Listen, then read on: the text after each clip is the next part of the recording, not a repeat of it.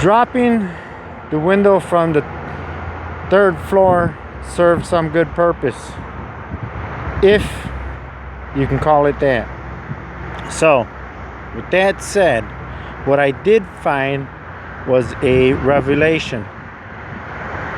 When you look at the frame, you'll find that along the bottom, which is right here, there is no continuous weather stripping or weather seal between the glass pane and the sash frame itself. It's interrupted right where the weld is, and if you look in, you see exactly where it's at. And what they did to accommodate that leakage, they put a little drain hole. Now, knowing full well that they are going to have some water infiltration, but apparently if it's overwhelming that drainage, it's going to leak. You can also see when I removed it, clearly there's a piece of weather strip at the bottom that's missing. That's on this side. I don't know on the other side, but you'll see it's uninterrupted, and then you get to the very opposite end, and then again the same situation can be seen. There is the window well and the weather stripping that is interrupted between the horizontal weather stripping and the vertical weather stripping. And this happens with all four corners, as you can see.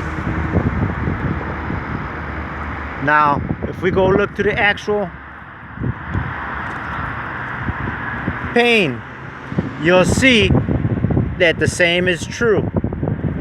There's the interruption for the window weld right there, clear for the world to see, and you'll have the weather stripping goes all along the edge. And then we come to the opposite corner, and the same is true. We go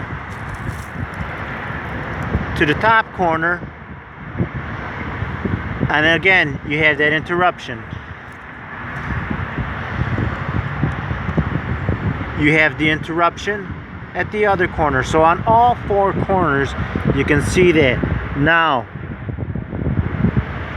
I would have never known this had I not dropped this from the third floor. The company Alside gave me the windows and said, here, figure it out. They did show me how to figure it out, but nonetheless, I'm not a window man. I'm not qualified for this, yet here you are, and this is the result. The good thing was that it fell into a yard. I mean, if that's a good thing. The other good thing is revelations were found in the design and construction of this window. Why for the life of me would you put an interrupted weather seal? I can't fathom, and accommodate that with two drainage hoses that come out on the opposite end somewhere. Here you go. Way over there. And the same is true on this one. It's right there is the drainage hole, and the actual drainage is right next to the interrupted weather seal.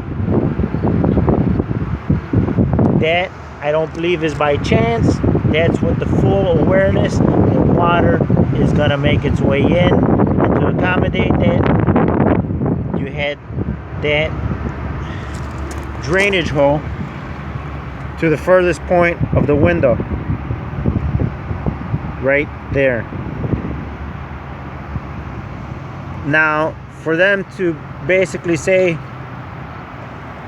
I'm on my own with the other windows is a far cry from all the other videos that I see regarding the integrity and the honesty and the strength behind their windows. That's on the front end before you even open your checkbook. It's the back end, standing behind your product once you've designed it, full well knowing that there is a possibility of water coming in, and if it does, is that a cost basis? Let them fight for their money. How many people are going to keep the fight up, and how many are going to give up at some point? So although it's an old expression, buyer beware, we can't be engineers and mechanics, we can't be engineers in structural integrity, we can't be engineers in everything. That we have to be constantly vigilant or learning every single aspect of our lives to a heightened degree. I imagined, and I was always of the belief, that that's what government's for, to level the playing field, to maintain the professionals. I'm not an architect, I'm not an engineer, but it's pretty clear that someone designed this knowing that there's a flaw in it. Now that flaw starts to manifest itself years down the line, that's your problem, buddy. Thank you. We got our money. Everybody's happy. Bye. I hope there is a meaningful solution for this, but that's yet to be seen. I'm waiting for a response.